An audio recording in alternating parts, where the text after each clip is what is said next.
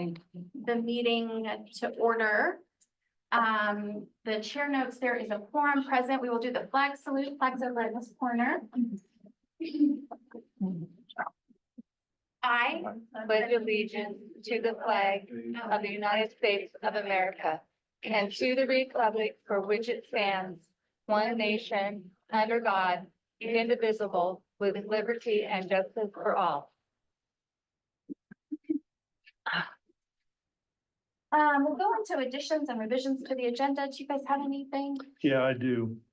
The reason being, I just got the email yesterday, and I think there's a sense of urgency from Oregon business and this grant for technical assistance. For the broadband For one? the broadband, that is due on the 2nd, I think, of February, and well, need to visit about it. So how about we stick it under new business, point 2, and that's the D tab. Yeah. Anything else? Nope. Okay, let me just see here. We'll move into correspondence and public comments. Individuals wishing to address the county court may do so at this time. Speakers are asked to sign in on the public comment sheet. If you're here on Zoom and wish to submit public comment, if you could just drop in the chat just your name, and then that way I'll get to you in order. And then if you are here on your phone, it is *6 to unmute yourself, and I'll make sure that there's enough time for folks dialing in on their phone to unmute and offer comment as well. Speakers are asked to sign in, wait to be recognized by the chair, give your name and address, and limit comments to 3 minutes. Before I go down the list, we did have a couple of letters that I wanted to just note for the record. You should come in here. First one comes from Linda Smith. Says, I want to express my concern about the decision-making process for the commissioners versus the county judge and commissioners. I want you to know that I would strongly request that information be provided to the general public and that the decision be made by a vote of the people of Gillum County. Thank you for your time and consideration, Linda Jo Smith. And then a second one. This one says, Dear Judge Farrar Campbell, Commissioner Shannon and Watkins, please include my letter in your court correspondence. I'm encouraging you to listen to the constituents of Gillum County. You have received other letters asking you to reconsider your decision to change the court structure. You've heard what the district attorney said at the meeting in Arlington, December 20th, 2023. If your county council had been present at this meeting, as well as at other meetings, perhaps they could have answered some of the questions that arose. I remember a time when the county council was present at most meetings. Why have you not taken advantage of this service? Please put the decision of changing the court structure to a vote of the people. You have claimed you are listening to the public. You have claimed to be transparent. You have claimed to have good relations with your employees and staff. We would like to actually be witness to these claims. You were elected because we thought you would represent the voters of this county by listening to our concerns. We had faith you would take our concerns to heart. I've lost faith. It can be restored depending on your actions. Reem Durfee from Condon. Can we talk a little louder, I mean, a little more clearly? Yeah. I'm having a hard time. And maybe a little Is this mic working or is this speaker working? So this speaker is the one that's going out on the So Zoom. you're not connected up. So we're not connected in here. I don't think they have a speaker system in here. For the record, though, all of these are also online as part of the county court packet. So if you want to go back and read them, they'll all be included as part of the correspondence there. And then one more. To the Gillum County Court, well, I stand in support of the court's decision to cede authority in juvenile cases to the circuit court. And I am at least amenable to the idea of the recently discussed changes to county structure. I must say that I find a couple causes for concern in the way this process has borne out that I would like to see addressed during the discussion slated for the January 3rd meeting. During the discussion portion of the December 20th meeting, it became apparent that there is a dispute with regard to the legality of court order number 2023-01, in particular with the county's ability to cede its probate jurisdiction to the circuit court. Specifically, while ORS 111.115 allows the county court to remand individual proceedings to the circuit court, ORS 111.075 stipulates that actual jurisdiction over these cases continues to reside with the county court. During the meeting, it was noted that while the county's advising council did not identify a problem that precludes moving forward from this decision, our district attorney apparently does. To my mind, it is critical that the county address this issue prior to making further decisions that hinge upon the provenance of 2023-01. While my personal hope is that the decision was legally sound, my concern is that should it prove otherwise, major governmental changes that rely upon its legality would be extremely complicated to resolve down the line. Though I will be unable to attend the court meeting on January 3rd as a resident, I would very much like to hear a more detailed explanation from the court on the legal rationale employed by advising counsel in arriving at their recommendation. I don't expect to see signed documents or anything of that sort, but I do feel that a more in-depth explanation of the interplay between these statutes is warranted in order to set our minds at ease.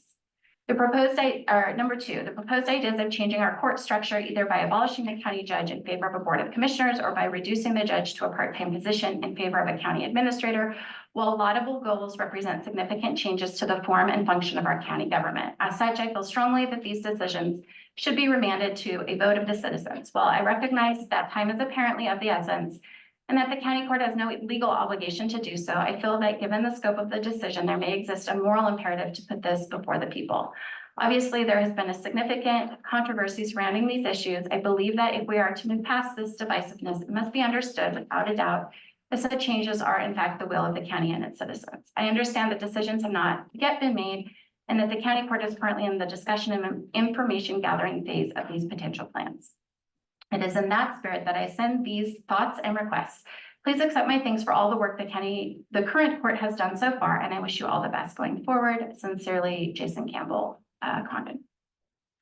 All right, so there are those. 1 second. Let me get out of this.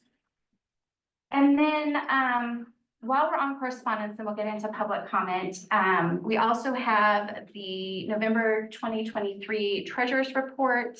It includes the the bank account balances, the fund balance summary, and the revenue expense report up through November 2023. If anybody's interested in seeing those, that is part of the county court's packet online. And then the other thing comes to us from the Citizens Advisory Committee, Columbia Ridge Landfill. It's the annual report to the Gillum County Court for 2023. And I'll just read it as it's brief. The Columbia Ridge Landfill Advisory Committee met 3 times in 2023. Meetings were also available to attend electronically via Zoom. Waste Management provided written and verbal reports on the activities at the site and within Gillum County. No action has been taken with regard to rail crossing delays on Cedar Springs Road. Paving on Cedar Springs Road has been delayed for another year. Duties of the CAC were reviewed and discussed as per the conditional use permit with Gillum County. Discussion was also heard regarding the cleanliness and availability of empty containers at the drop-off area at the business center. Respectfully submitted, Richard Harper, Chair. Okay. So that is the correspondence. We will move into public comment. We're going to go through the list, and if folks can remember to just state your name and address at the beginning. Let me also pull up the Zoom, make sure I don't miss anybody. Again, for folks who are signing in via Zoom, if you would like to submit public comment, if you could just put your name into the chat so that I've got a list of you as well, so we don't miss anybody. And we'll start with folks in the room first, and then we'll move on to folks in the chat. Before we do that, Commissioner Watkins. I have something You I would wanted like to to say. I'm not gonna lie, after the last meeting, when I went home, I had a bit of a meltdown. And the next day I wrote this. I have lived in Gillum County all my life. My great-grandfather Ralph Potter, my grandfather Clarence Potter were both county commissioners. In fact, Ralph's name is on the front of the courthouse in Condon as the court that rebuilt it. My husband and I have operated a business since 1988. We raised 2 sons here and are now watching 3 of our 9 grandkids grow up here. So I care deeply about this county. I could go over the many changes I have witnessed in my adult life and the changes that county departments have evolved from. Change happens. It's hard for some people to adapt, while others pick up and move on.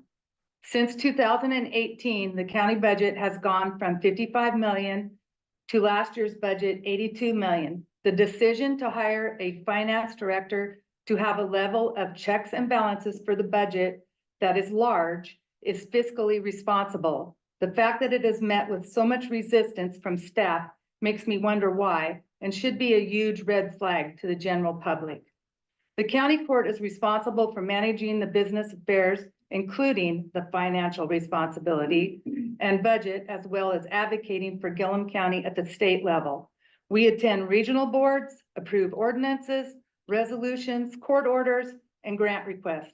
We have passed and recently updated the strategic goals to advocate for housing, affordable, and more importantly, available childcare, and pursue federal dollars for grant broadband. Meanwhile, public health has moved to Gillum County to better serve our residents, keeping our public health money in Gillum County instead of Wasco County. That alone would be a plateful, but we add to this personnel administration and addressing everyday concerns of the public. My final point is I have sat through many court meetings over the years on behalf of the school, Little League, and Fair Board. I have never witnessed the level of disrespect shown to this court at the last meeting. I will listen to everyone for and in opposition of ideas with respect. They teach us that the most effective way to teach respectful behavior to children is to model it yourself. Please keep this in mind as you make your comments today. Thanks. Okay, let's move into the list. First up is Shannon. Do you want to come up first?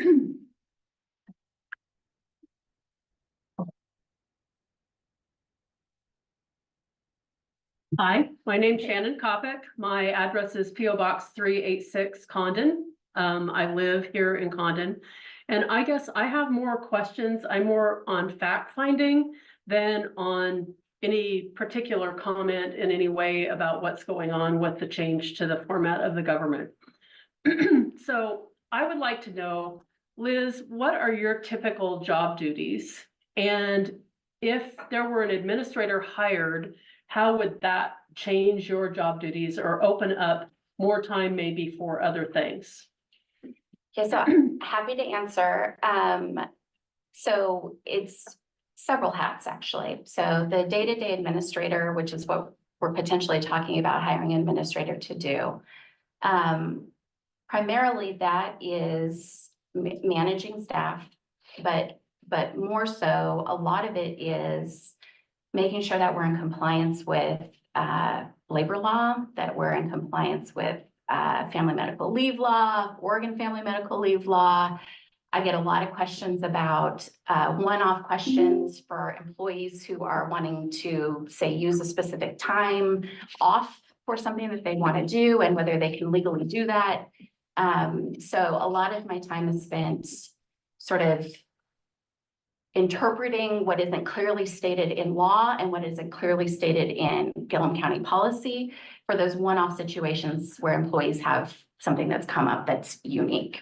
We spend quite a bit of a lot of time doing that. I also spend quite a bit of time really helping staff and elected officials navigate when they have a need, what the process is to actually put that before the county court. So as an example, yesterday I had a conversation with Chris Fitz about a situation with our fire alarm system in the building. And apparently there's an issue with the copper wire coming in that it's on and it's throwing error signals. So I spent a solid half an hour yesterday troubleshooting what we need to do and if we need to replace it, what the procurement process for that would be. A lot of my time is in that. If we have an employee who is needing to go through a disciplinary action, if we have, I am usually the one, although I'm not often always the one that's disciplining, I am the one that is making sure that the county is following the process so that we're contacting our legal counsel, that we're contacting our insurance company, and that everything is being documented appropriately. Often when that happens, I will say it can suck 2-3 weeks out of my schedule completely, because it's the most pressing thing that has to happen, honestly. And so I think I said during the last meeting, there's a trade-off. which is when I am doing that, which is my job and which is the first priority because the employees are the ones who need an answer today.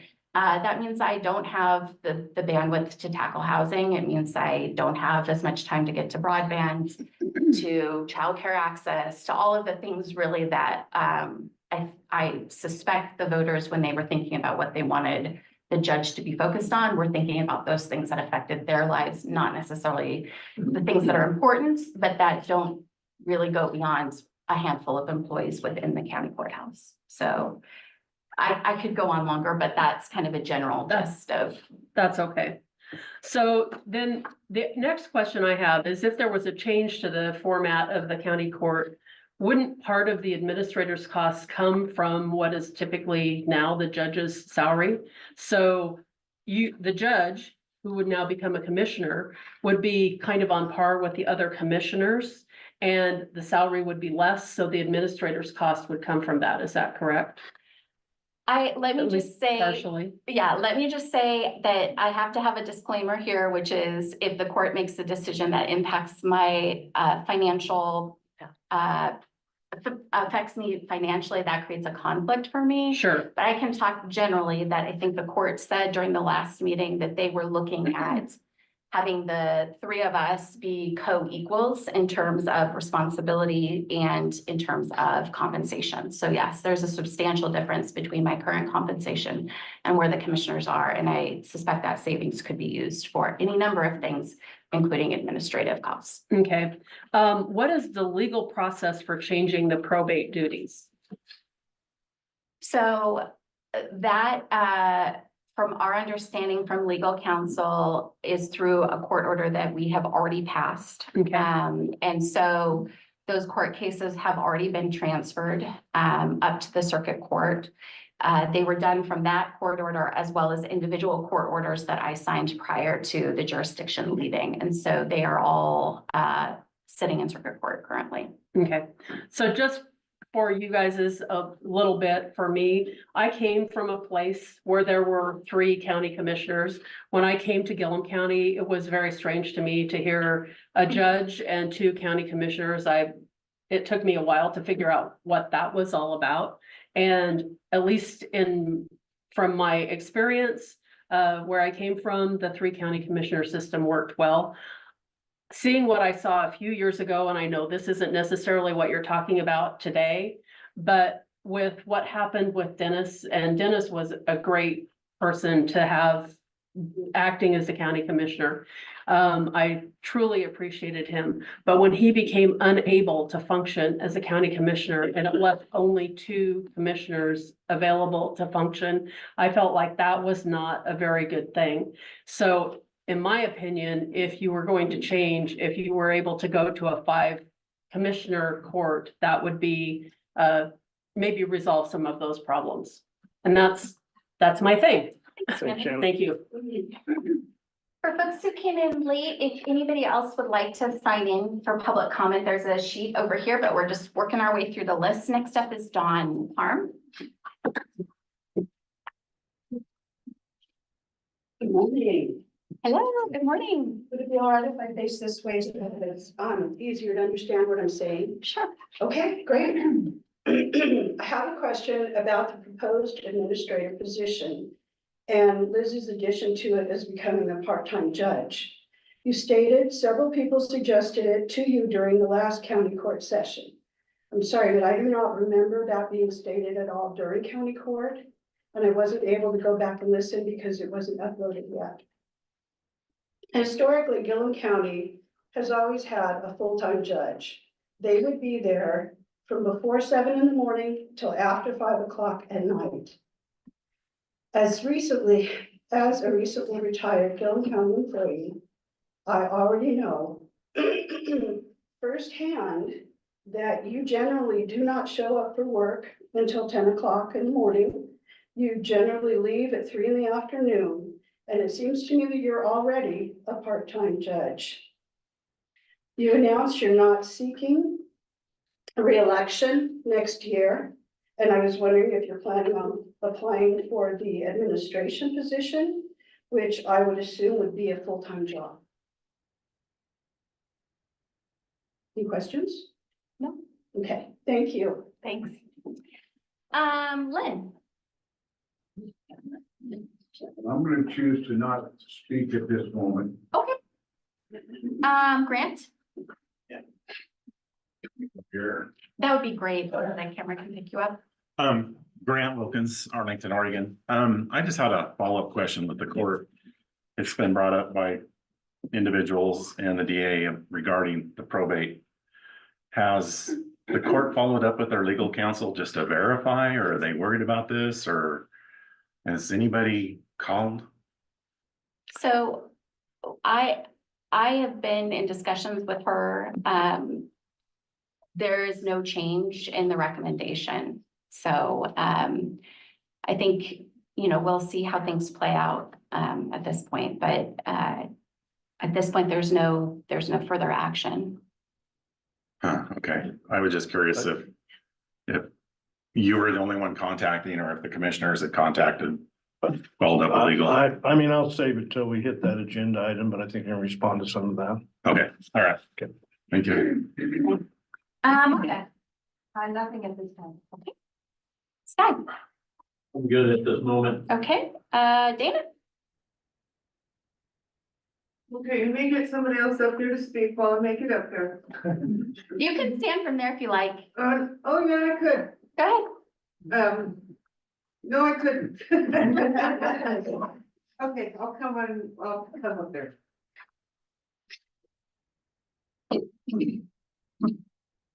While Dana's coming up, I'll just remind folks who are on the Zoom, if you would also like to provide public comment, if you could type your name in the chat. That would be great. Currently, I don't see any. Hi, Dana. Hello. Okay.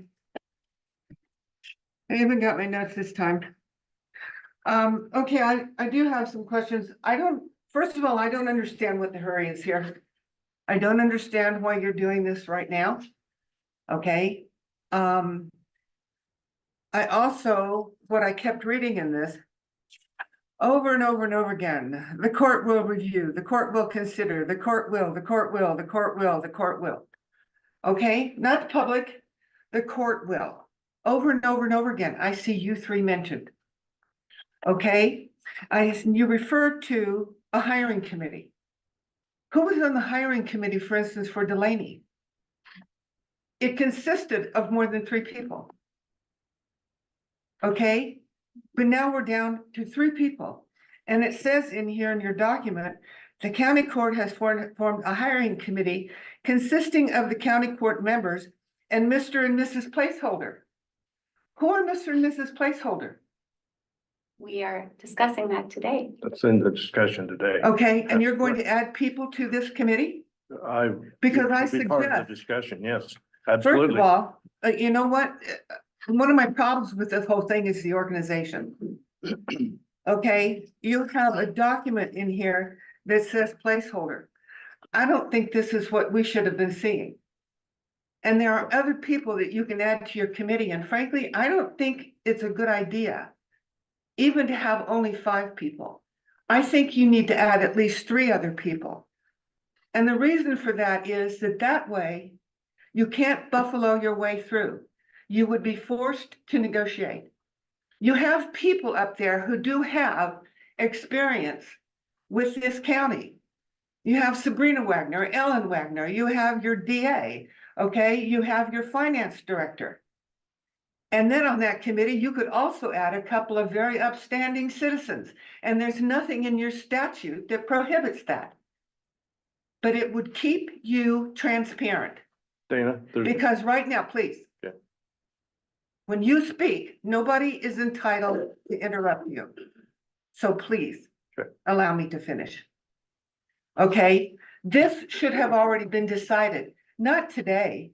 Because it says right here that I move to adopt the Gillon County Administrator hiring procedures.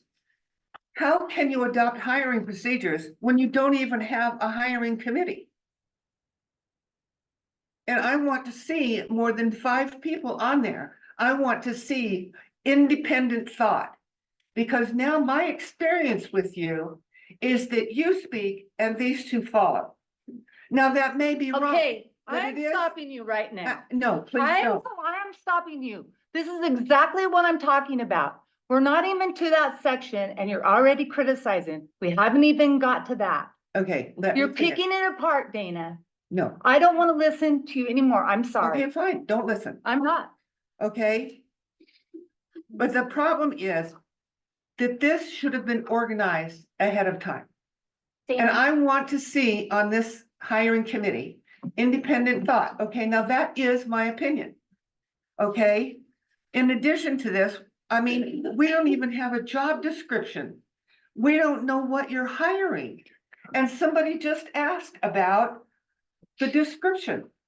Okay, it seems to me that that should have been here first so that we could review that. Okay?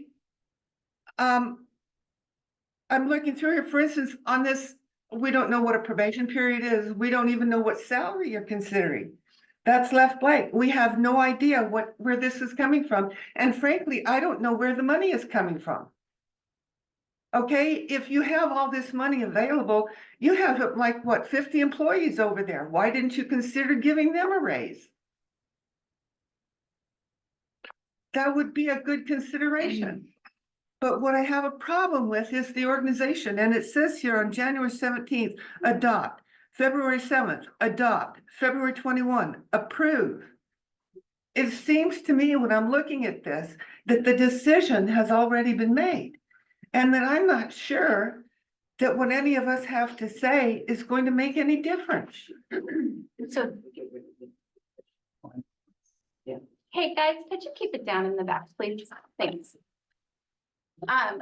Dana, I think I would just point out to you that we aren't able to make those decisions that you just said, who's gonna be on the hiring committee, who's Why gonna not? do, until we are in a public Public meeting meeting. discussing them. So Okay. we actually have to be sitting here discussing them, which we have not done. So we do throw out names for election? Is that what we do? No, No, we are going to get to that point in the agenda where we talk about whether we want to go forward with this. And if so, we talk through the details. Okay, and what I'm telling you is that I think some of these details should have already been available to us. We can't I mean, make, if you we want, can't make those details. we don't have them. We But- have to discuss them in public. So we can't come You with a have- pre-formed, you have to discuss a job description in public? yes. Yes, Then we should have at least some kind of document so we see what it is that you're discussing. we don't have one yet. Yeah, I know. All right, I think your 3 minutes are up. Thank you for your feedback. We're moving on. Okay, let's go into the actual agenda. We're in the consent agenda. Do you guys have any questions about any of these? Did we have anybody online? Nobody online? No one, last call for anybody online. If you couldn't figure out how to do the chat. But no one's put anything in and I don't see anyone unmuting. So I think we can move into the regular agenda. We're on the consent agenda.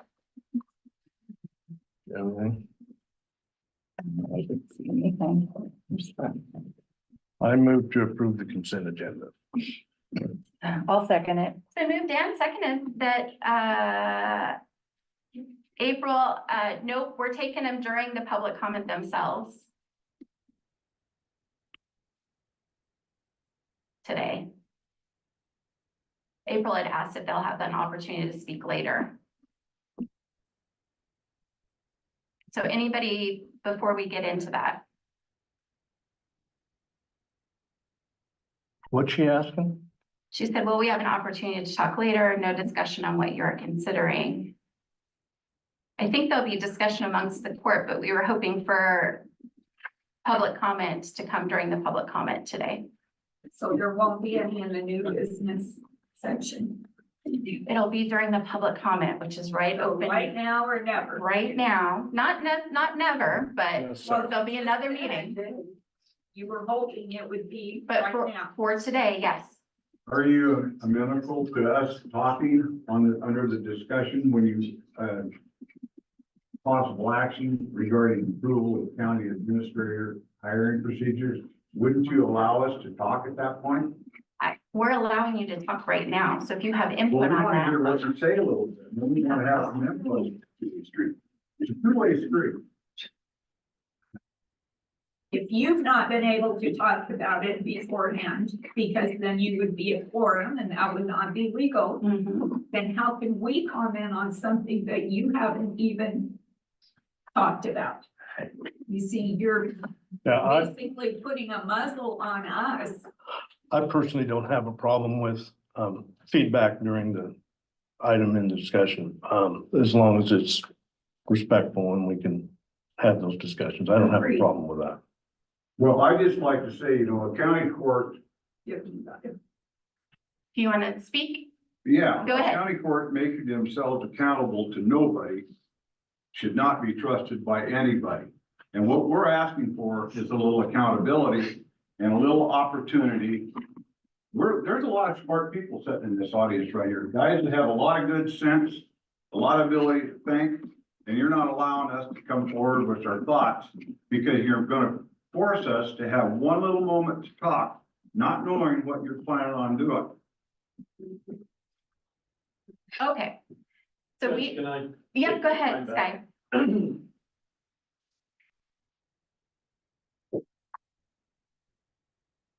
Good morning, Judge, Commissioners. Thank you for this opportunity. I want to go back to the continuation of the discussion is establishing a Board of County Commissioners that we talked about at the last meeting.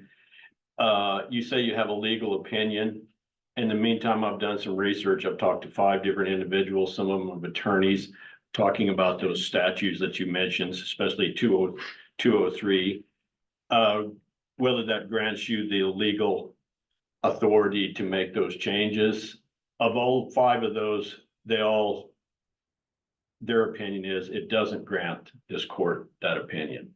So I would say at a minimum, you're still in conflict with your original motion of whether you have the authority or not. I still think the best course of action to prevent liability to yourself is a motion to reconsider until you get a clear ruling on that. You have one opinion. There's obviously 5 others that say you don't. I think if you continue on with that, you're at some kind of liability, and I would think a motion to reconsider until you get that clarified for sure with a ruling, and it has to go to a circuit court to get that kind of ruling, to know that you do have the legal authority, because I don't think you do at this time, according to my research. So again, I reiterate, I still think your best course of action is a motion to reconsider until you get clarification on whether you have the legal authority to transfer probate out of your current position. Thank you for your time. Thanks, guys.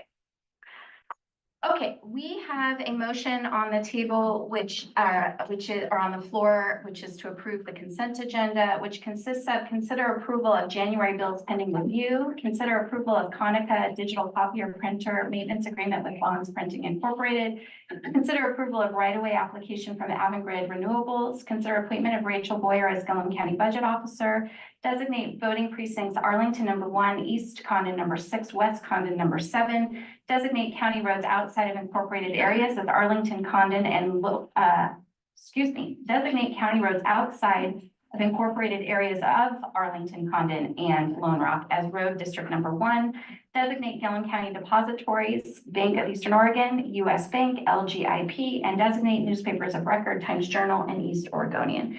Is there further discussion? All those in favor? Aye. Aye. Aye. Any opposed? Motion carries. Okay. Moving on to unfinished business. This is consider second reading and adoption of ordinance number 2023-03, amending the Gillum County zoning and land development ordinance to reduce property setback requirements in Article 4, Sections 4.00 and 4.210, Condon Urban Growth Area Zones, UGAC and UGAC1, and adopting other implementing amendments. Just as a reminder, back on December 20th, we conducted a public hearing to receive public comments. The Gillum County Planning Commission also took this up back on November 28th, 2023, with a recommendation to approve the text amendments. We closed the public hearing back on the 20th and proceeded with first reading of the amendment, first reading of the ordinance. In order to adopt the ordinance, I would need a second reading, and then adoption can occur. I move to have the second reading of ordinance number 2023-03 by title only. Second. It's been moved and seconded that we have the second reading of ordinance number 2023-03 by title only. Is there further discussion? All those in favor? Aye. Aye. Aye. Any opposed? Motion carries.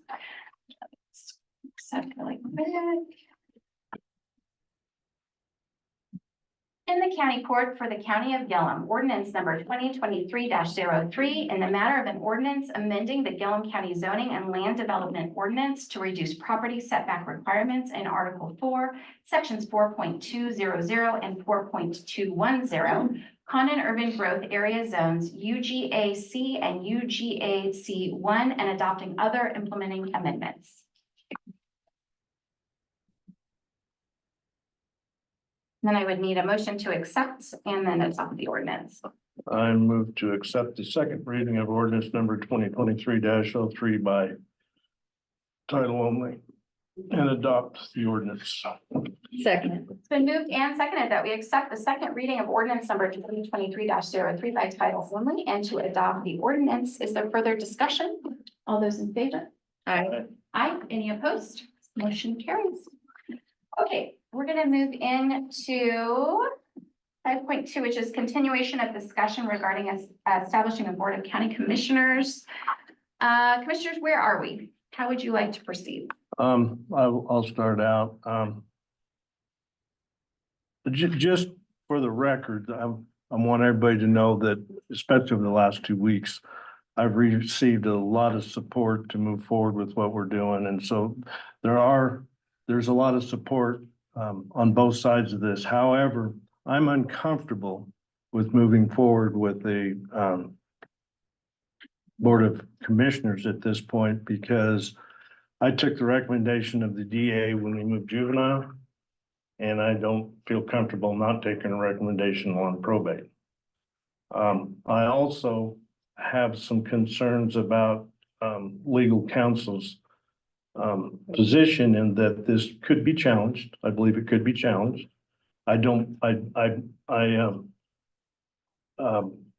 They told us, they suggested we get a legislative fix. I think it requires legislative fix, and I do not think that's impossible to get. I think it's probably going to be pretty easy to get, except for the timing and how legislation works.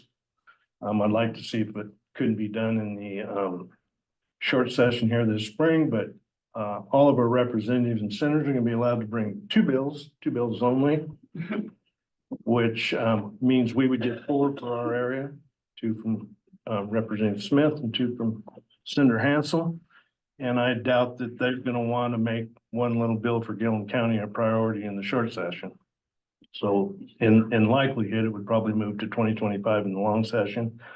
But because of the reason the ordinances were written, in my understanding, is because circuit court judges didn't want to come to rural frontier counties to hear cases in the 1960s. And that's kind of where some of these ordinances have been put in place, that issue that no longer exists, that is probably going to be something that you can get a legislative fix on relatively easy once you get it through the process. So I'm uncomfortable moving forward with the Board of Commissioners at this time in any way to take any action, but I would like the community, and I'm not sure what process we want to go to continue this process, take public input, and let's have some discussions about how and why this may or may not make sense. In my mind, it's absolutely necessary for a lot of the reasons that I discussed in the last court meeting. And I'll discuss further as we go into the next agenda item, but the structure we are now under is outdated and not in the 20th century. And I'd like to see if we can't get moved in that direction. And we'd like to continue some sort of a process to have public input, go through that process. If it needs to go to a vote and that's decided, that's going to be a long process. And we have some urgency issues that we need to address that I talked about in the last meeting that haven't changed in the last 2 weeks. And we can talk about those here in a little bit. Thanks. Leah? So I tend to agree with Pat because as long as that probate issue is sitting out there, I don't feel comfortable with going against what the DA says. I would say we could stay on the order. No problem staying on the order, knowing that it could be challenged. But, you know, I think that's a possibility. So I think we have a couple options. In terms of the bigger discussion, I think there have been several folks obviously have reached out and said, put it to a vote of the people. Others have suggested that we look at moving forward with a charter committee. Is that something that you guys would like to Yeah, bring I that don't. back at a future date to discuss? I'm not sure what that process is exactly, so, I haven't had, with everything else that's going on, I sure haven't had time to look into it. In broad strokes, basically, it's a resolution by the county court. It can also be started by initiative by the people. And then it's laid out in statute about how the people are, for the charter committee are picked. The court picks a portion, the state representatives pick a portion, and then the group collectively, I think, picks the last person. And then there's certain timelines within the statute for how long they have to work. I think it's up to 2 years they have. So you said it could be something the court move forward with or the public move forward with? Correct. It can be initiated by an initiative of the people, or it can be initiated by a resolution from the court. And then what happens is the county charter committee then comes up with a potential charter for the county, establishing what the government structure looks like. I think they can actually submit multiple variations on the budget. And then that is put on, once it's finished, it's put on the actual ballot. And then my understanding is if there's multiple charters, so multiple variations, say if the committee couldn't settle on one, then the one that gets the highest vote then becomes the charter. So if they both pass, for instance, but one has more than the other, then that becomes the charter of the county. In broad strokes. Well, I'm in If you- favor of going to a board of commissioners. So if the public's not, I would like to have them start that process. If, like what Shannon said with 5, I think you do have to have Yeah, a I charter think you do have committee to go into a to do charter. that. And And it I'm, does have to go to the vote regardless. So you do not have to have a charter to move it to 5. Those can be 2 separate things. Oh, okay. But It you does have have to to be go voted vote. on. But the charter is the overall, sets more than just what the county court does. It also looks at other elected officials. It looks at a wide variety of county government, not just this particular decision. So it's a broader look. I think they did it, Max Stinchfield told me they did it once, I think when Judge Pryor was in, and I think the voters voted down that particular charter. yeah, I think Susan Snyder also spoke to that. I don't think it even got past the charter committee. It didn't get past the charter. And I think the important part is to however you set up that discussion is that it is a thorough enough and detailed enough discussion to look at everything. Mhm, That's especially what's going on today. mhm. Well, I think perhaps that's, we've got budget cycles coming up. We have other things. So maybe that the charter discussion is something to happen later in the year. If that's something that's of And interest. unless the public wants to move forward with it because of interest in moving in that direction, I would be sure willing to support that. Okay, so it sounds like, am I hearing, commissioners, that you would like to table this discussion, establishing a board of county commissioners, But not kill it. not kill it, table it, for another day, and move on to some other discussion items. On that today. And then maybe meanwhile, we could look at what it would do to establish a charter committee or see who. So when we look at where we're at with the probate, and I'm really good either way because I think the challenge is, is it the consensus of the court to leave the order where it's at? Yeah, there's some other issues at hand. It's not a simple rescission. I don't think can happen because the juvenile jurisdiction cannot be taken back. Right. So it can't be rescinded. So we're gonna, if the court wished to pull back the probate piece, then we would have to figure out a mechanism to pull that, just that piece. So can we amend that order just to pull that piece out? I would have to talk and get some guidance from legal counsel on how to do that. Well, I'd be interested in what you find out on that, but I'm also, we haven't been doing, we've been moving it case by case and we've got it in order to move it as a blanket now. And I believe our legal counsel, I mean, their legal counsel was then, but you ought to go get a legislative fix when you can decide that, which raises the question of a challenge. And, that challenge is probably gonna have to come from the public, somebody in the public. In the community, Would have to come from somebody with standing, Yeah. legal standing in the court. that, the question is, would it be challenged or not? And whether to leave it or not leave it, and, yeah, I mean, it's,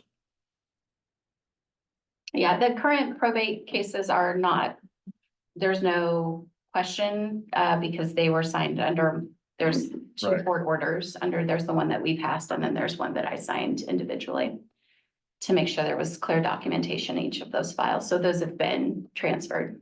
yeah. Okay. Okay. All right.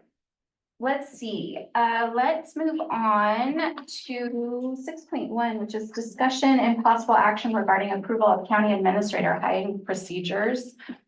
I appreciate the comments questioning whether this was raised during the public meeting. It was indeed. I believe Mr. Turp actually was the one who first raised the idea. There were multiple people, well, several of you were in the room and heard him say that. There were several others who suggested this might be a path forward. So we have followed up.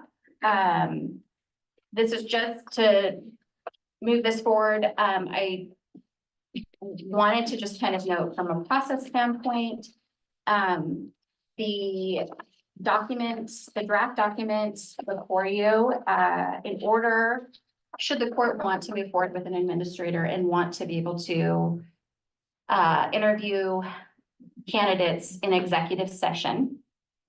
There is a process laid out in statute to do that. We used this process back in 2019. Neither of you were on the court then when we hired the chief of staff position, which is now no longer here. And so the draft that's in here was basically utilizing that document and updating some dates. And that original document was prepared by Jeremy Green, who's our legal counsel out of Bend. So I think moving forward is just a discussion about whether you guys want to pursue this, and then if so, digging into the hiring procedures document. Yeah, but I definitely want to move forward with this for reasons I've already discussed. I'm going to go into again. But yeah, I mean, this is similar to what the Port Arlington went through when they hired, and North Gillum Health District did the same, and I am definitely in favor of moving forward to address our urgency issues that are on the table today. Could I just ask a question? What is the urgency? That's what I don't understand right here. You referenced that a couple times, but I'm not sure I understand. Well, I spoke to it in the last meeting, and I guess I missed it. the urgency is that we have pretty much a crisis going on with what I call what's been created through the election process because of the structure of government that we have today, and being able to utilize employees against employees and cause what I'm calling a hostile work environment.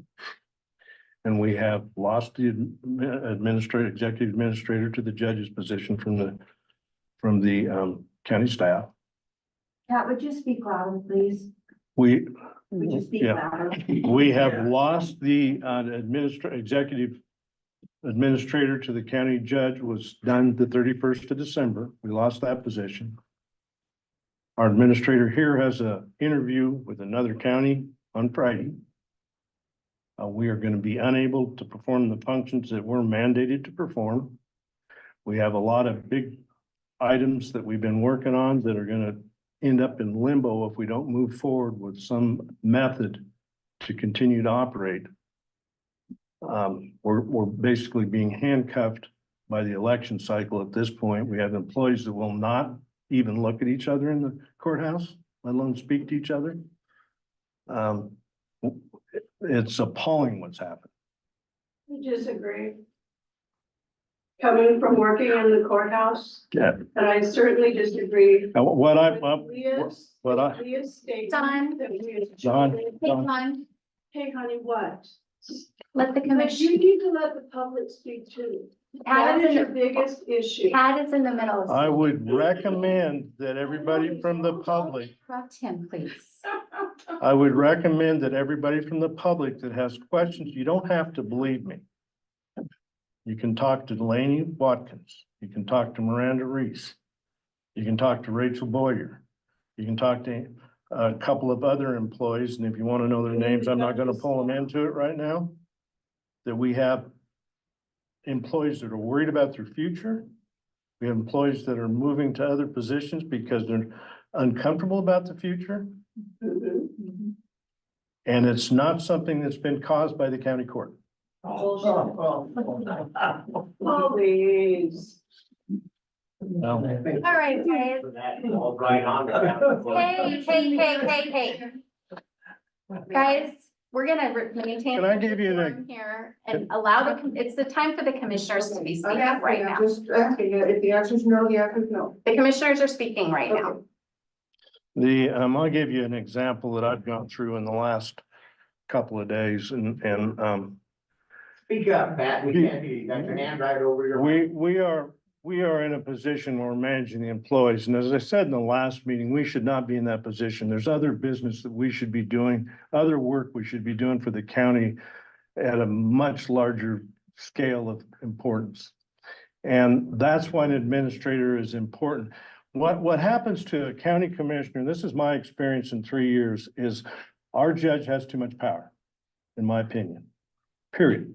It's clearly the case for me. What happens is if something happens or something's happening in another department in the county system, and I get one of you come up and ask me what's going on, I have no way to get that answer without going into a public meeting, which might be in 2 weeks. And might need to be an executive session if it's around an employee issue. But I cannot get that answer right now when I need it. So that's where the beauty is in having an administrator in that position. I can ask that question right now and get that answer today. Can I ask one other question? And this is honest, just to find out. We elect, the clerk's position, we elect those departments. Aren't our elected officials of those departments Not all of them. responsible for their management of their employees? They are, The sheriff's office managing the sheriff's office. they are absolutely responsible and they manage their own departments without our interference. The only place we play in that is the fiscal part of the budgeting. Right. That's it. Right. But we have a whole nother set of employees that include a road department, a weed department, a transportation department, family services, planning, juvenile, that falls under us. It's not under any other elected officials. The bulk of the services that are provided are coming out of what we do. Our employees. And those things that are managed daily by one court member make it really hard on the other 2 court members to have any input on what's going on in those daily operations. We're handcuffed. We can't participate.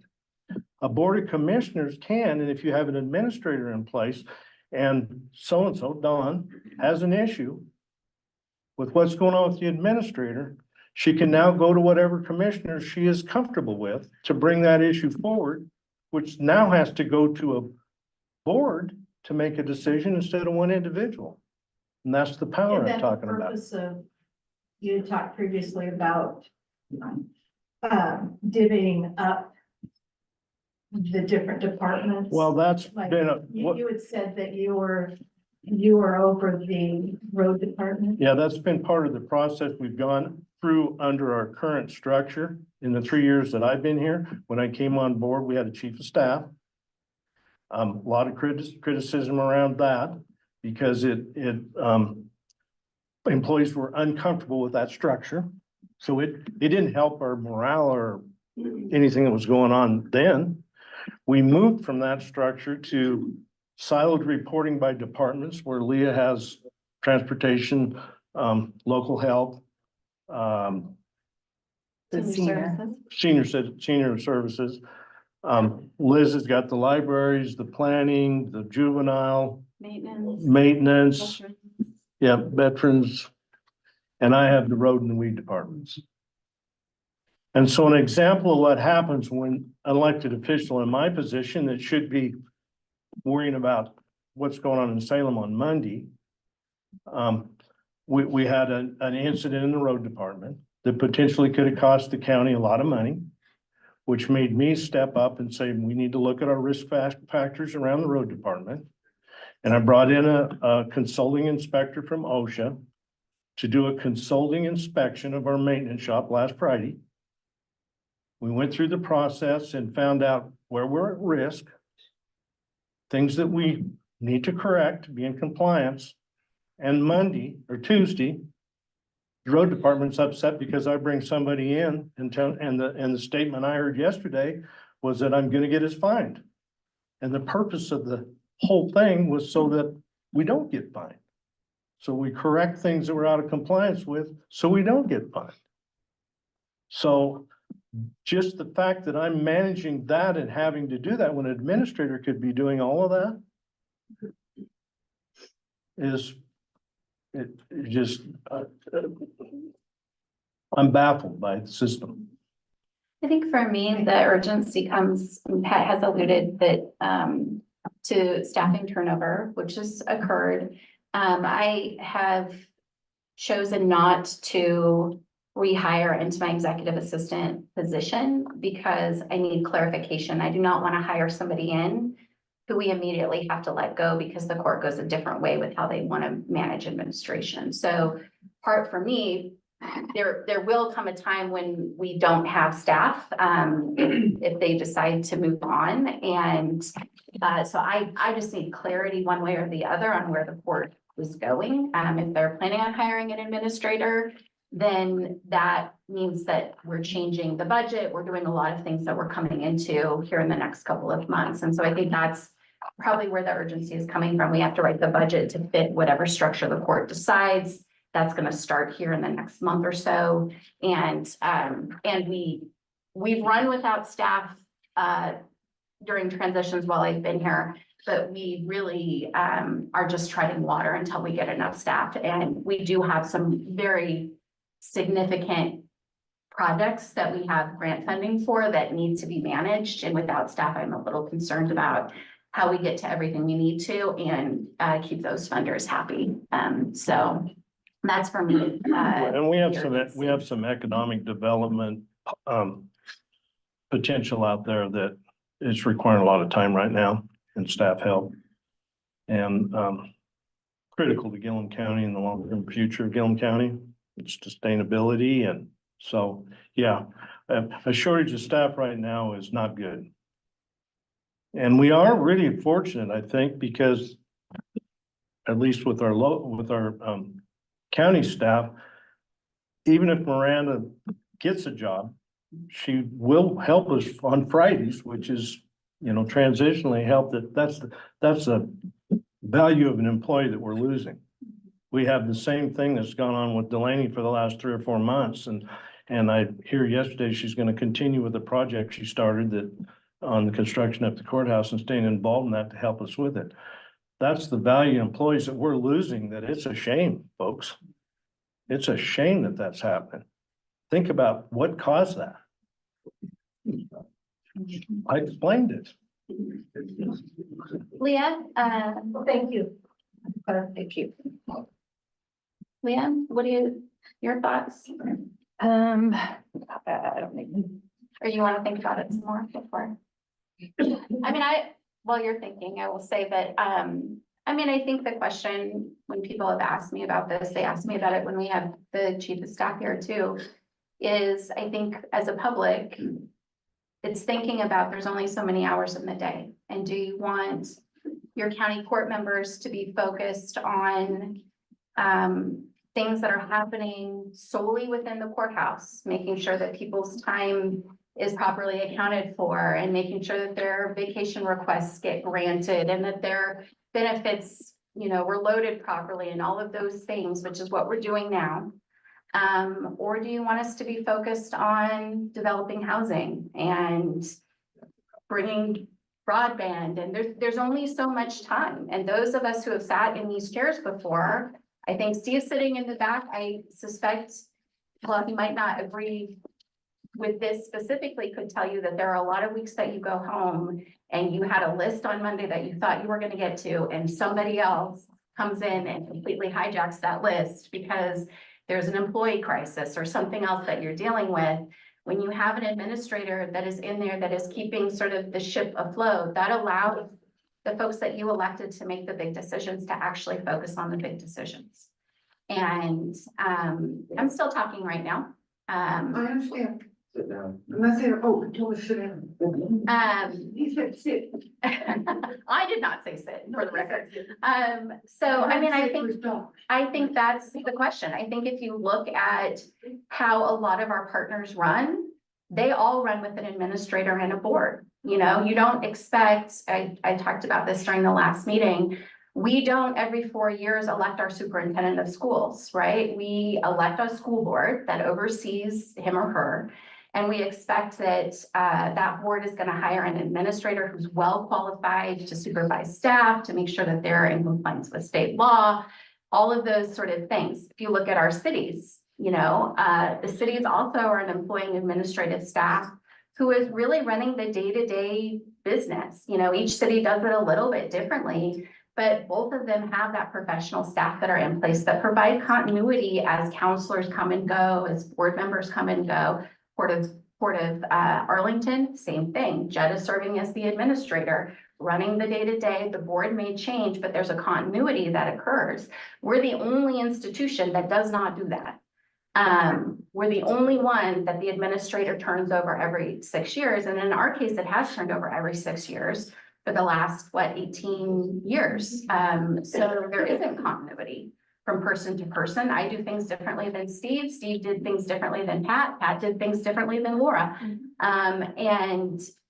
So I think maybe there's a question to be asked of if all of our other entities are running with an administrator and a board, why is that okay over there and doesn't work for this county? I mean, we do that regularly and we don't even think about it. I don't think any of us want to go to a situation where we're electing the superintendent every 4 years out of whoever raises their hands. We wouldn't think that was appropriate. So why are we doing that with the county government that has, frankly, we're the largest government entity and the largest budget, and probably in terms of the breadth of the things that we touch, probably the widest in terms of everything from law enforcement to public transportation to roads to basically anything that the state legislature doesn't want to do is our responsibility. So I think probably, no, go ahead. So I think probably what might add to that would be that the school boards are volunteer. These different entities are run, excuse me, by volunteer. The staff is paid, but the boards are volunteer. And perhaps the perception is, since this board is paid, that perhaps there's the expectation that I don't mean this to be confrontational. No, It's not just at all. What pops in my mind is perhaps with that compensation, we expect these See, and jobs to be done because they've been under the headings for so many years, but that's been the expectation. And I get that. I think, there's certainly some models. I mean, some of our colleagues in other counties are volunteer. I think Hood River County doesn't pay its commissioners at I all. think Clatsop. Clatsop County, I think Right. are volunteers. So there is definitely that, Ray. The one thing I think I would maybe point out is when I was running, nobody ever asked me if I'd ever managed people.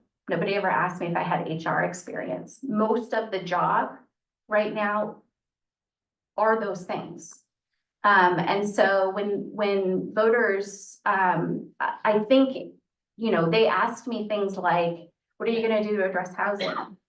You know, how are you gonna support the school system? I mean, those are big picture things. So I completely take your point. There's an expectation, especially in my position with the salary, what it is, that those responsibilities would fall to me. I do think there's an opportunity with me leaving office at the end of the year for the court to consider whether that's still the right model. And whether it makes sense to make some changes so that there is that continuity of professionalism on the administrator side where, you know, I think for staff and also for the community, that there's a consistency in how things are run at the courthouse.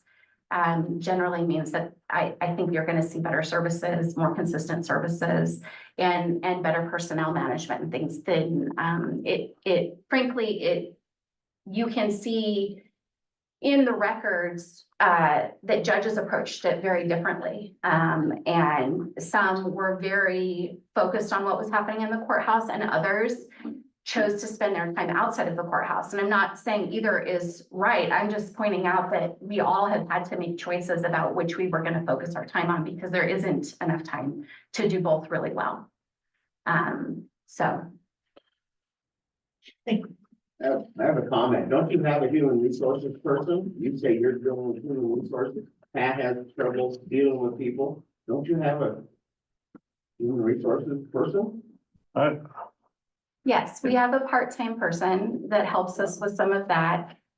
It's still, though, the decisions themselves are ours to make. So her role is to walk us through and help make sure all the documentation is there.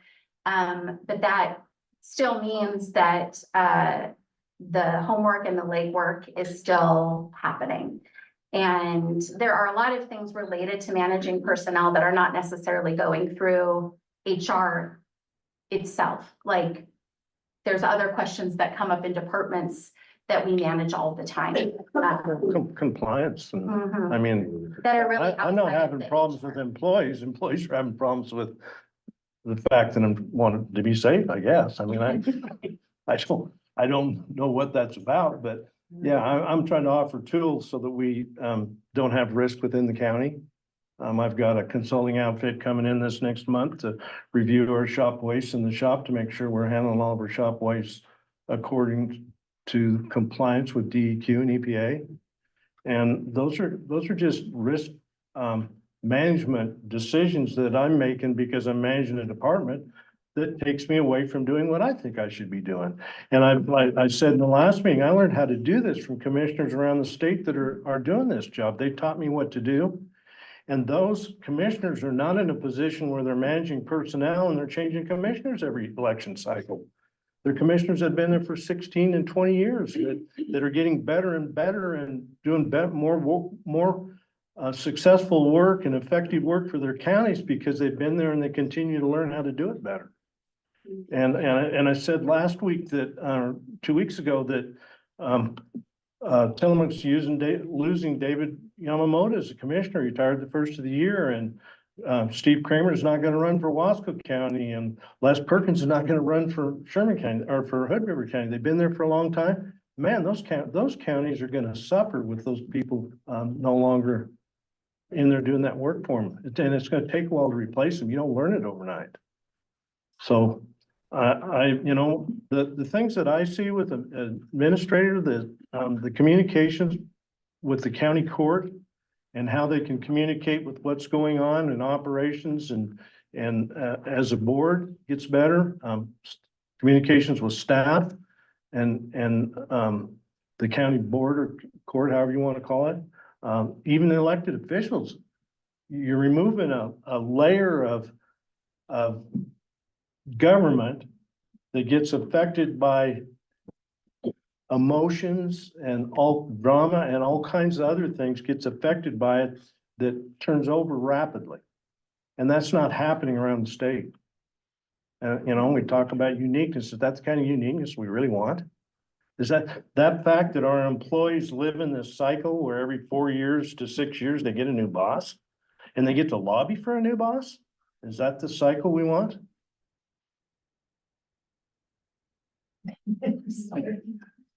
Man, it's not much stability for a staff. It's really hard to manage them.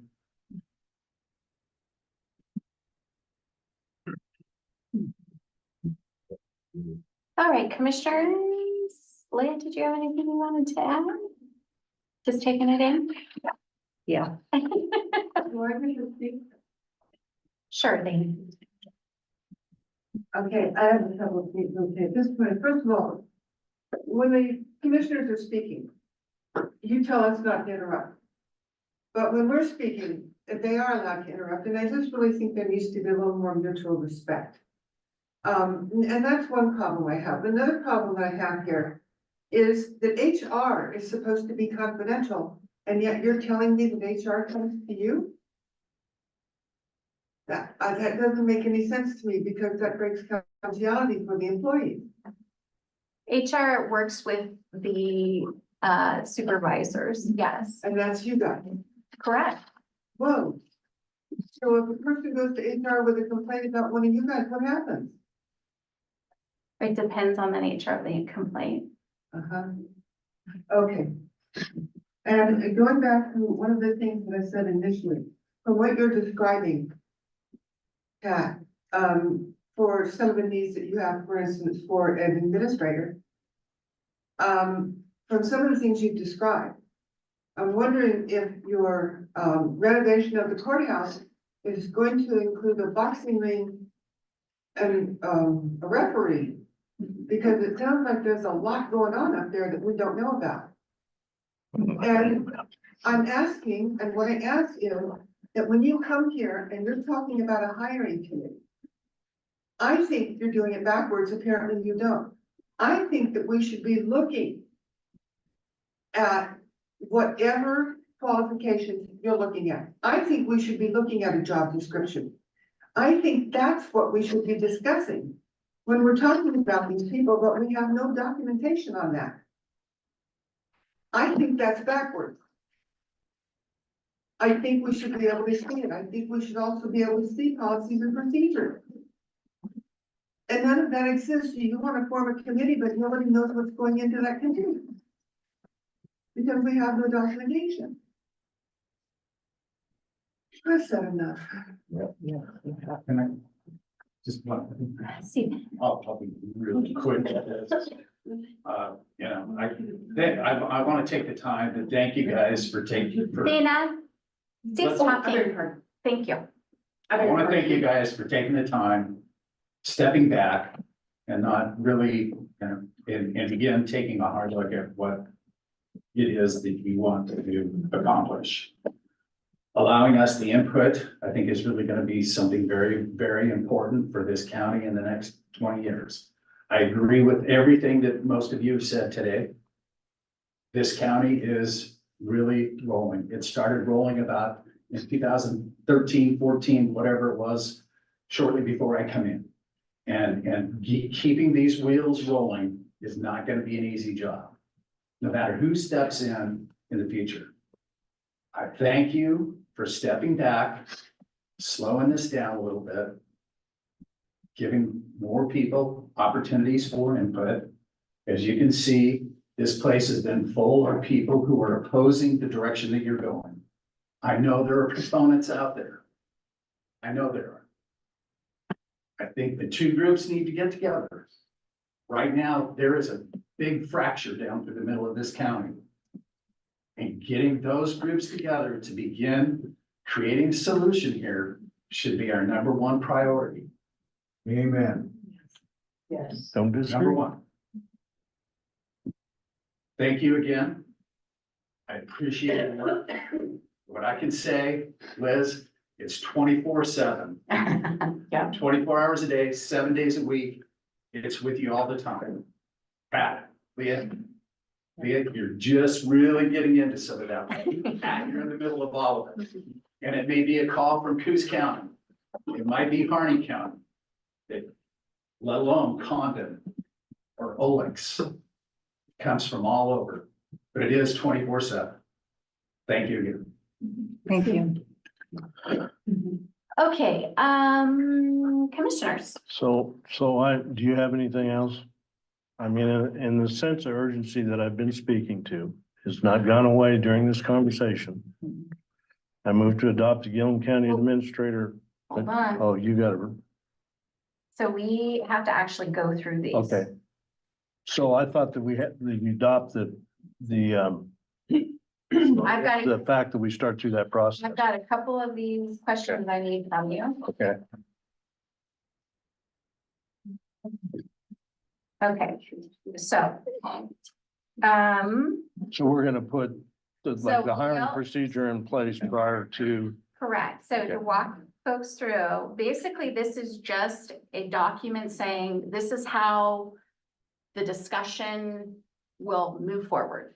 Okay. And so it lays out, to Dana's point about needing to see job descriptions, all of that. This has to be in place first in order for us to follow an orderly process of deliberation. So what you see in yellow are things that were just dates that we put in, like without really any input from this board, obviously. And there's some issues as well on the hiring committee that we would need to identify who those folks are gonna be. So the first one at the top, if the intent is for a motion to be made today, then that would be January 1. Or January 3rd, sorry, 2024. At the very top. And same with the, under step 1. That first yellow is January 3rd. 2024. so we're saying, okay, See what I'm doing? yep, you're going up here. So the hiring procedures adoption, assuming there's a motion today, would be January 3rd,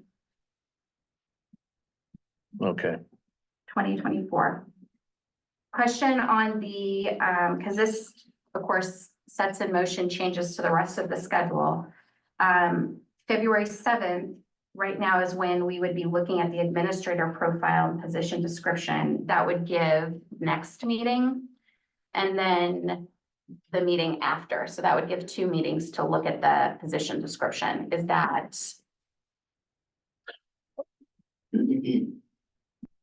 Both the meetings. in We need- January. so you're gonna bring it one meeting? Explain that to me again, walk me through. So right now, the tentative schedule would be a potential adoption of the administrator profile, which is also required under statute, and position description. But it would be set for the February 7th meeting, which Yeah. would mean there would be a draft to look at and discuss next meeting, the 17th. And then, and so then the public would have 2 opportunities basically to comment and provide input. And then possible adoption then on February 7th. Okay, And then based on that, we would bring back potential salary ranges for the 21st of February meeting. And assuming all of those are adopted and approved, then recruitment would begin February 23rd. We would give about a month because it's a big job that we're looking for. And so I think we want to give plenty of time. And then begin scheduling interviews. The April 3rd is an actual county court meeting. So we would be meeting, we would have a regular meeting, and then we would likely meet an executive session in the afternoon. And interview applicants with the broader hiring committee, which is still a question in here that we'll need to sort out. And then with the idea that we would then need to go through the process of, assuming that that hiring committee had a preferred finalist. Then there's a negotiation period that takes place, with the preferred candidate. And then that would have to come back to the court for approval, the actual appointment as well as the, letter of employment. So that would be scheduled for May 1st.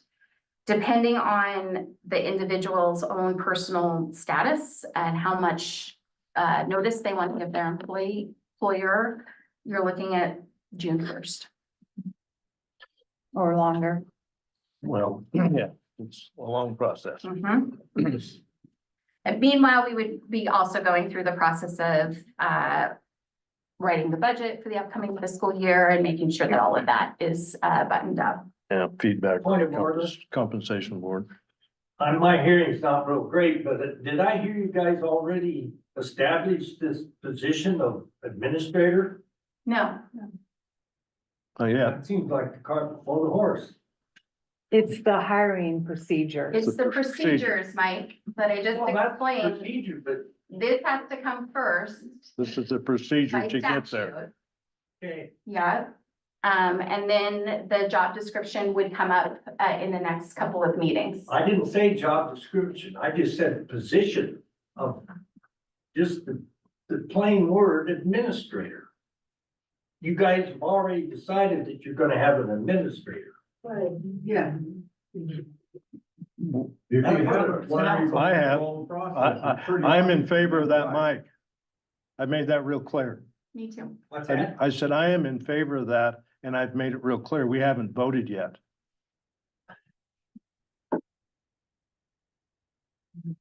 Okay, all right, so that would be, so I think the only dates changes would be the January 3rd in the first paragraph, the second paragraph, and then that adoption of Gillum County Administrator hiring procedures. The other question, all the other yellows were just based on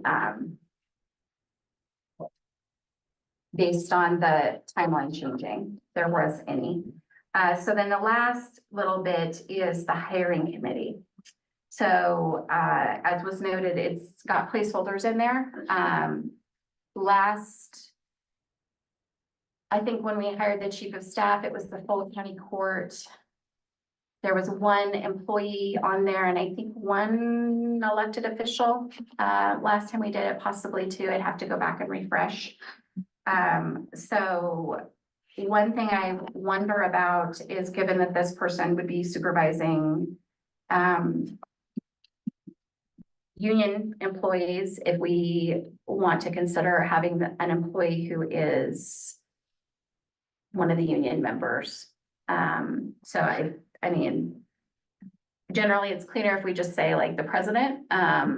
President, could you say president or designee? Yeah. So currently, Kelly, are you on?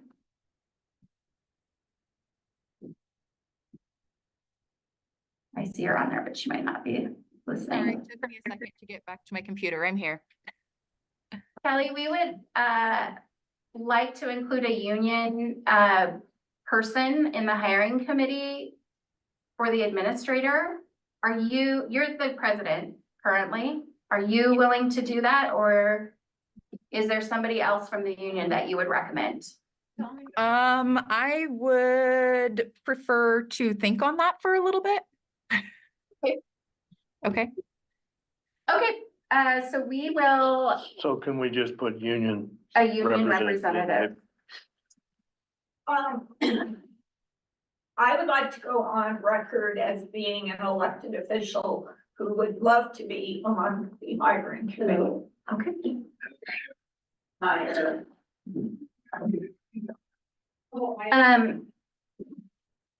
Okay, so there's one of the placeholders. I think we need to do one of the Gillum County elected officials also. I think that would be probably ideal. The elected official that has the most employees is obviously the sheriff. I have not spoken with Gary about it. That'd be a good idea. You have any thoughts on that? No, we could have more than one, right? Well, we're trying to set the committee now. Okay. We can't leave it too open-ended. It's gotta be at Mhm. least One union defined by representative. position. So we could say one Gillum County elected official. Mhm.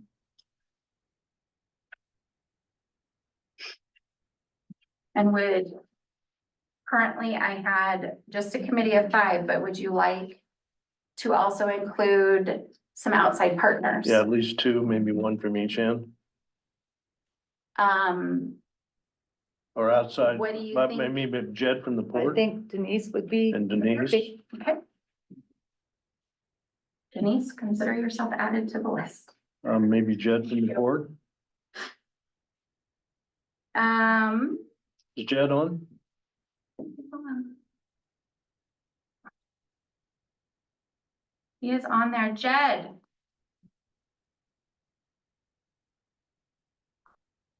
Hey, Jed. Yeah, I need to think about it some more as well, just the proper role there. Okay, let's do, and one more community member, Okay. and we can figure out that appointment. How many, that gives us 7? Gives us 1, 2, 3, 4, 5, 6, 7. Yeah. I would ask that Sky Krebs would be a great representative for our community. Well, I would agree with that. Not at this time. Sky. I got another fish in my hook. Okay, so, we will, you know what, we'll figure out a process to identify that other community member and I'll bring that back, to the next board meeting. Okay, so the hiring procedures, was there anything else in here, commissioners, that you wanted to discuss or amend? So you had yellowed the deadline, is that on the next page? Yeah, that was just in case this first, in case you guys wanted to make changes to this first thing. But it matches, the original or the thing on the first page. And then the job descriptions for the announcement and the salary would be filled in after those decisions are made by the board. One just question, Yeah, go ahead. and I know he responded, Jed, that he had to think about it, but wouldn't Jed be, I said you got Denise from the north end, you said you wanted somebody from the south end. And but the port is, Wouldn't Jed be kind of a conflict of interest with your wife on that board too? yeah, probably. I just, Yeah, probably. we got Denise on the north side, which I think is great, but No, you're probably right. Good. I'd like you guys to make an attempt to include it in such a manner that we get as much representation. Right now, we have 2 commissioners from down up here and 1 from down there coming. I guess you're from down in that. Yeah, I am. You are. I am. So when you get the committee together, let's make sure that we have a balance.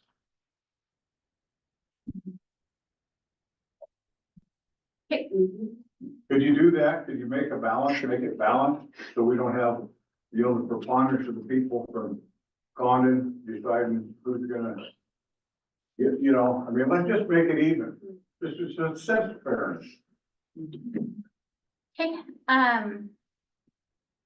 all right, so commissioners, you have 2 options, well, you have multiple options, but in terms of next steps, you can either make a motion on this as amended, or you can have me bring it back. I don't wanna. We are in some urgency here, I keep saying, and I don't wanna postpone things that we can decide sooner rather than later. Okay, So, but we can bring it back with a clean copy and still adopt it at the We next can, meeting. we can adopt it here with the amendments. Okay. So that would move this. Cause this is, And then we will What we had post, we can post a clean copy. So to speak to Lynn's, how is it stacked? I guess it's not really stacked at this point, but it would be with a 7-member committee and. There's gonna be one will have at least one more. Cause you have 7 members, so there's no way to split it down the middle. Yeah, and I'm just saying, if we went to, I hate to drop to 6. You'd have to go to 8 to have 4 from each end of the county. That'd be better. I think an odd number, better, because you're making any vote amongst yourselves on a particular candidate, you're not gonna have it sit there at a time. Yeah. You know? Well, and Group, making an odd number. I'm from the other end, but I represent Gillum County. I mean, I think that part is Gillum County as a whole. I always feel that way, but we're probably stacked more to the north end than we are at the south end right now. Depending on what that last position is. well, is it gonna be more of a scoring process like, interviews that I've sat in on previously? It will absolutely. So you're not gonna end up with, Everyone will have their individual score sheets for each candidate. you're gonna have some that'll float to the bottom and some that'll float to the top. It's a pretty fair process. How about one from the middle? There you Well, go. you start at the top and sometimes you have to work down. Okay, I think we have enough in here and we'll bring back a process. I will circle back with the union and with maybe Gary first on the electeds. And then we'll come back with a process for the identifying the other community member. Okay, so if you guys are ready to proceed, then it would be a motion to adopt procedures as amended with the changes noted. I move to adopt the Gillum County Administrator hire procedures as amended. Second. It's been moved and seconded that we adopt the Gillum County Administrator hiring procedures as amended. Is there further discussion? All those in favor?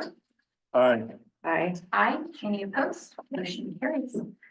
Okay, we will come back with the first draft of an administrator profile and position description for public comments and feedback from the commissioners. Okay. Moving on.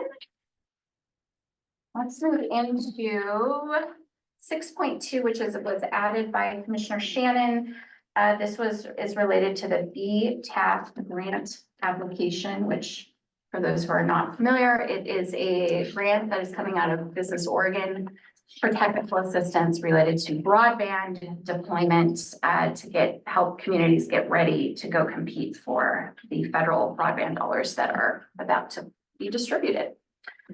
So just to be kind of clear on what's going with broadband in Gillum County, we can't do anything with anything from about Old Lakes south, Correct. or not Old Lakes, I guess it's Michael Michael.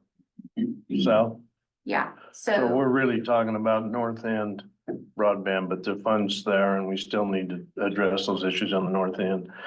And I guess my concern, why I want to make sure we got this on here today, there's a deadline on this application. Who's going to do that work? How do we do that? Make sure it gets done. So we don't miss out. yeah, so here's the update for folks who are unaware. Oregon Telephone, now Rally Networks, was able to tap into a federal funding that is limited to incumbent providers. So people who are already serving, and they have locked up the funding for the south end of the county. So that is, we are not able to access that. They are required under law to deliver fiber to every home in that territory. So, and I have already spoken with them a couple of times. think they are hoping to have that roll out in the next year or two, but their actual deadline with the federal government is 2028. So that there's nothing we can do about that. There's nothing we could have done to prevent that. It's their right to serve the customers within their region. And the good news for South County then is that that piece of the pie, if you live in South County, you will be getting fiber-based internet to your home in the next couple of years. But that does present, we still have unincorporated North County.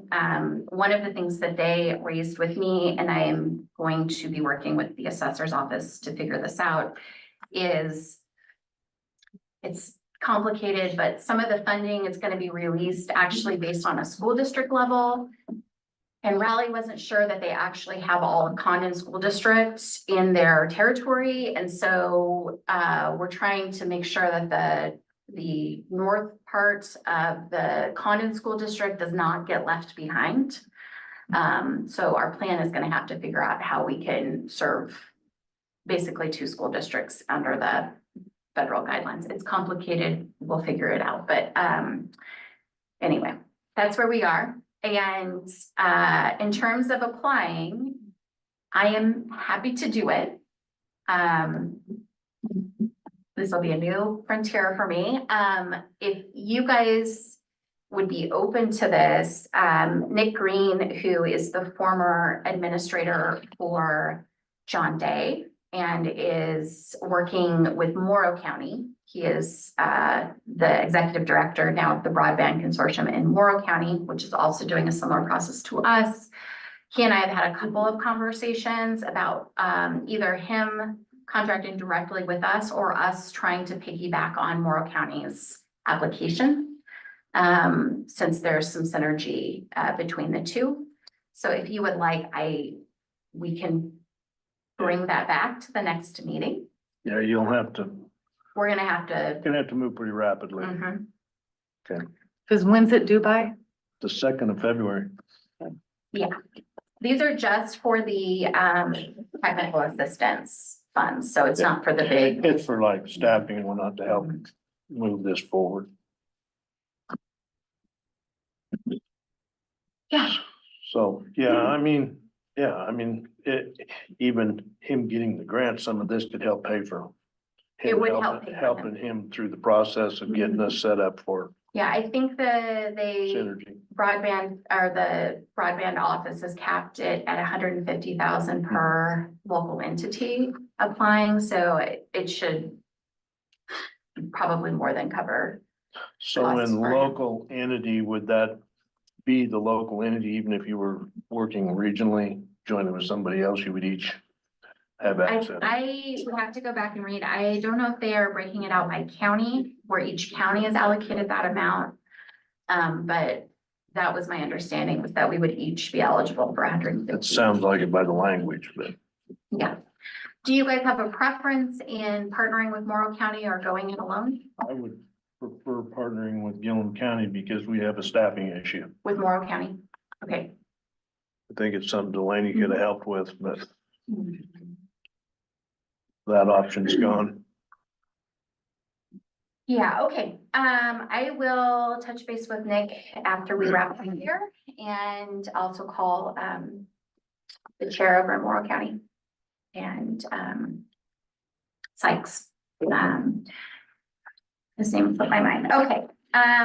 But we will move forward. I'll come back with an update during the next meeting, so you know where we are. But it sounds like the consensus is for me to move forward, regardless. Correct? Yeah. Yes. Okay, we'll move forward with getting it submitted, and I will come back with whether it's in partnership with Morrow County or if we're doing our own. Let's not miss the opportunity. Yes, I know. Okay, Will it hold more weight if we partner with Morrow County? So the rules are still being written on the broader funding mechanism. The Oregon Broadband Office is still going through the rulemaking process. In initial drafts, they were prioritizing regional approaches over go-it-alone entities, so it likely would be helpful. But part of it is the Morrow County folks have a consortium that's actually been developed between their county government and port government. And I'm not sure whether that structure would allow us to be a partner. So we might just have to share resources rather than formally be part of their consortium. They've got a 190 set up that may complicate things. Okay. So. Anyway, okay, let's move on to announcements and next meeting. Next meeting will be January 17th. That one will be in Arlington at the Gromquist Building downstairs.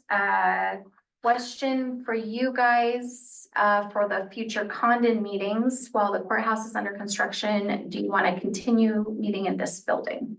This is fine with me. I mean, Good question to Shannon.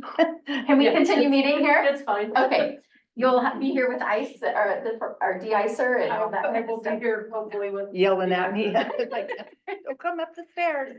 Okay, so the contractor did say that they're a little bit ahead of schedule, which is great already, considering they've only been here for 2 weeks. But hopefully that holds and we're back in the building soon. So are they about done with the asbestos part? I believe they should be complete this week. When they got into the walls, there was asbestos in the pipes that they had not originally factored in. So there's likely going to be a slight change order to address the asbestos in the walls. Yeah, because they use that stuff liberally.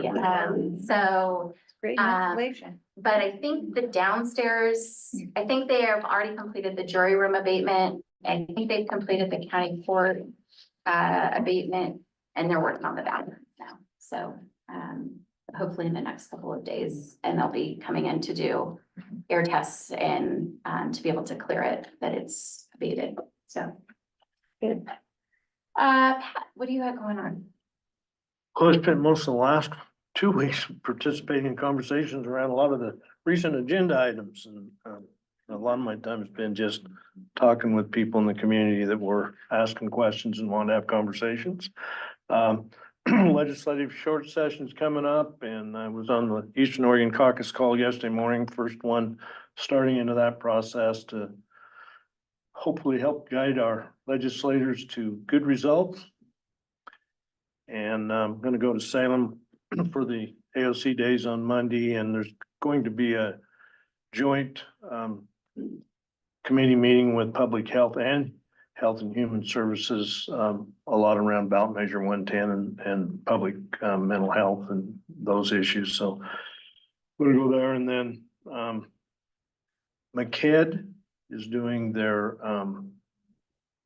community outreach to Gillum County meeting for a strategic plan on how to move into that economic district, development district, part of the process through EDA, and they were going to do that meeting on the 17th. They've now moved it to the 30th because we have county court on the 17th. Got it.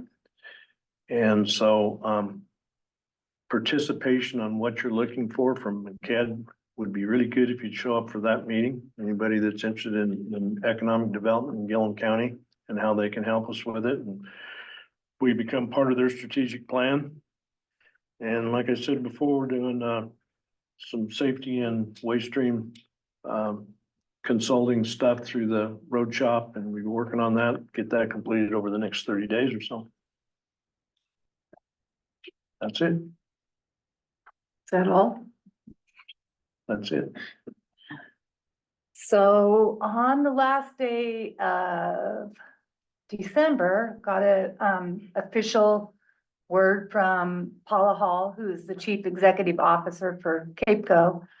And they are now the official new owners of the East Oregonian building. So they'll be moving their offices to there in the coming weeks and revamping it. So their whole thing is they will they're gonna move out, sell their other buildings to recoup some of the money they had to lay out to buy this building. But it's a really good move, and I think George Murdoch was a driving force behind that. So anyway, congratulations to them.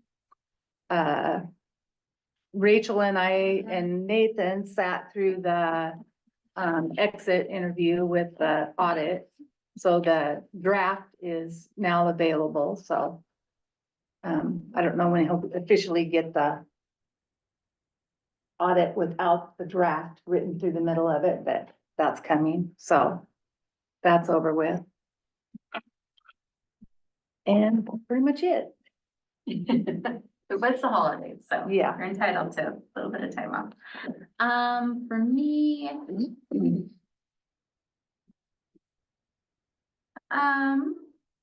I will be in Salem next week, for AOC. I will also be talking to legislators about, some early learning funding priorities with my early learning council hat on.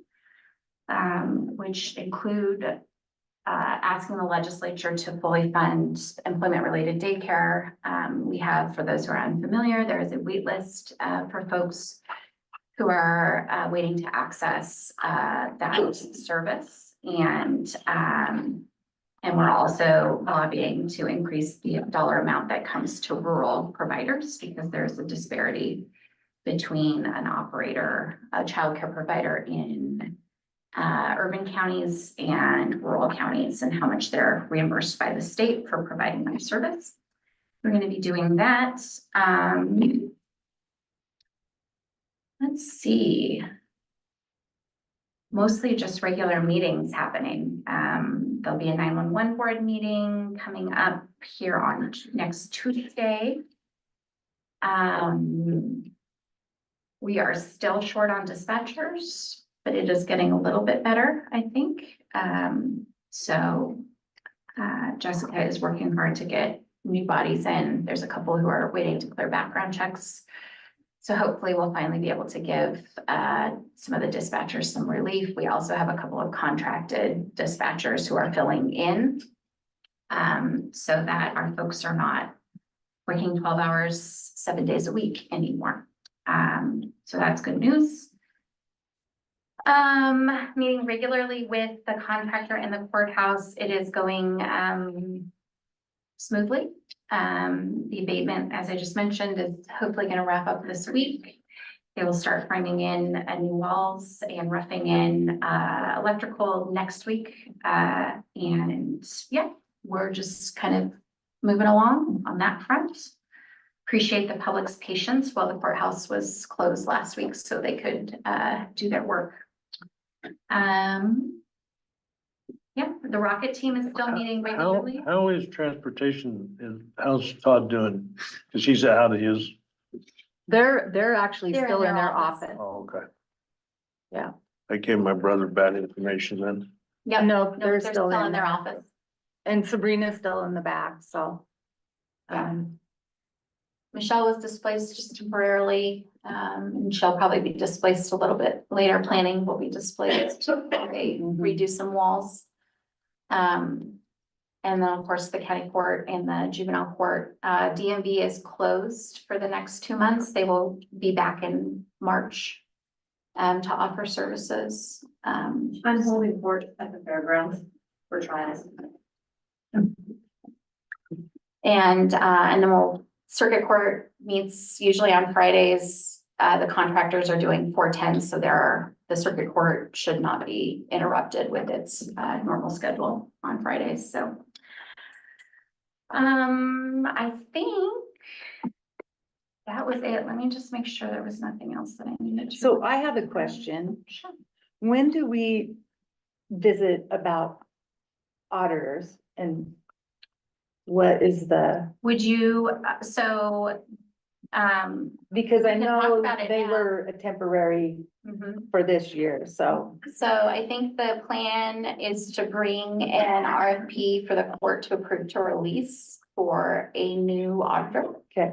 It's about time anyway. I think we appointed this one, maybe my first year, so they've been on for about 5 years. It's probably time to shift anyway.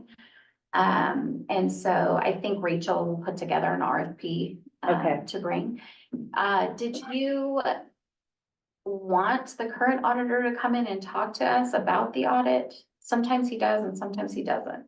I just got the draft the other day, so I kind of wanted to look through it, and then if I have some questions, I thought I'd just email him and see if he could talk to me, yeah. Okay. So, But I haven't had a chance to really, I mean, it's 140 pages or whatever it is, so. Light reading. Yeah. so that we're in the loop, I would like to have the auditor come here and we have that, you have that discussion in public meeting. Yeah, they had that, you know, when at the Capco meeting, when I was out there, they had the auditor on the Zoom and they went through it, so. The exit audit lasted about, or that exit interview deal lasted about 20 minutes at the most, so it's. Yeah, if you go through that and I'd like to have that, let's have that discussion here. Mhm. So why don't Leah, you go through the document. As soon as there's a final one, we'll get him to come in and see us. Okay.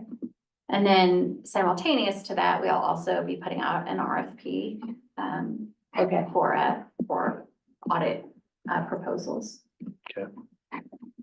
Okay, I think they were about 40,000. I think that's right. Yeah. And then a little bit more we do for the fair board too. Yeah. The only other thing that I wanted to note for people is we do have some committee vacancies. So it'll be posted in the paper. The one that I am most concerned about filling is planning. Because we obviously need a quorum to move that forward. Marta, thank you for raising your hand to be, she's still back there. We'll get Marta reappointed, but there's still one vacancy that we are looking for letters of interest. So if you or anybody you know might be interested in serving, I think they meet once a month roughly, sometimes a couple months go by in between their meetings, depending on what applications Michelle has. So please be on the lookout. We've asked for letters of inquiry for budget and compensation and planning as well. If you're interested in serving in any of those, just send an email to Miranda and we'll get those included in an upcoming agenda. And I think that is all that I have. Shannon, did you have anything else? Did you want to talk I did. briefly? Okay, Yes. go ahead. So I wanted to say thank you, first of all, for the county granting South Gillum County Ambulance Service funds for a capital project. In 2008, we bought an ambulance that was a Ford with a 6.4 liter engine. And any of you in the room that are familiar with that caused us more problems than you can imagine. We had times we had to replace the engine in it. We had a time when we were transporting a patient that the ambulance stopped. Fortunately, the other ambulance happened to be in nearby vicinity because we'd had 2 transports in a short amount of time. So the second ambulance was able to go get the patient and continue the transport. We had a fire in the engine compartment of that ambulance. We have had numerous problems with it. Normally, we replace our ambulances once every 20 years. So that would have been due for replacement in 2028. But based on all of the mechanical issues we had, we went to the county and said, would you be willing to grant us money for capital projects so that we can get a new ambulance? We ordered the new ambulance in like April of 21. We got it in October of this year. Because supply chain issues caused quite a delay with getting it. Just for information purposes, probably 3 years ago, 4 years ago, we were running about 110 calls a year. Last 2 years ago, we ran 157 calls. So our call volume has increased quite a bit. Last year, we ran about 150, somewhere around that area calls. This year, we're already at 88 calls through yesterday. So our call volume keeps going up every year. We have times when we actually have had, in my time on the ambulance service, I started in 2008. We have had times where we've had 3 calls within an hour's time. So we actually need two ambulances because we need to be able to deal with that. Last, in April, we had 4 calls in a 24-hour period. 3 of those calls happened within such a short amount of time that both ambulances were out. We had the 3rd call, the first ambulance came back, took the 3rd patient, and then within a 12-hour time period, we had a 4th call. So having that extra ambulance is really important for us. Our mutual aid partners for ambulance would be Fossil, who has 1 ambulance, North Gillum, who has 2, but they're also very busy. And so us having that 2nd ambulance was really important. Anyway, the ambulance is here. We put it in service on the first part of November, and we have been doing transports with both ambulances. Before we would do transports mainly with our number 1 ambulance and only use the older ambulance just kind of as needed. Right now, we're alternating ambulances, so we're using 1 ambulance every other time. The ambulance is in the bay. Jim, Heidi, and I spent yesterday watching the ambulances to make them look really nice and shiny if anybody wanted to look at them. And then we had a call last night and have both ambulances out of the station, so they no longer look nice and shiny. They look authentic.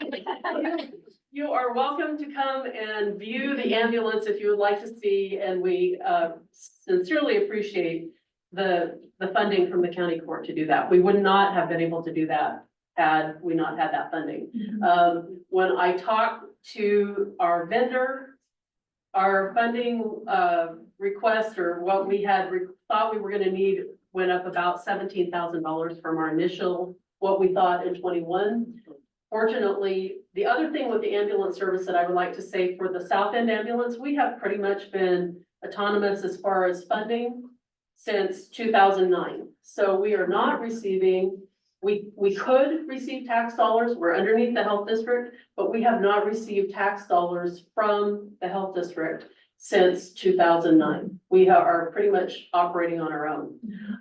Anyway, the ambulance is out there. If anybody wants to come and look, they're set up the same. So that's nice, so that we get in 1 ambulance. It's not like, okay, where is stuff that's in the same place in both ambulances? So you're welcome to come and view the new ambulance if you want to. Wonderful. I will also add to, it is, as an EMT for 32 years almost now, I appreciate the fact that we can all ride in the front on the way there and on the way back, because as somebody who likes to get car sick, it's tremendous. And it's a nice ride back where people can kind of debrief after calls. So they're great ambulances. Yeah, both ambulances are crew cabs. Yeah, and Shannon and Cindy do a great job. So. Thank you.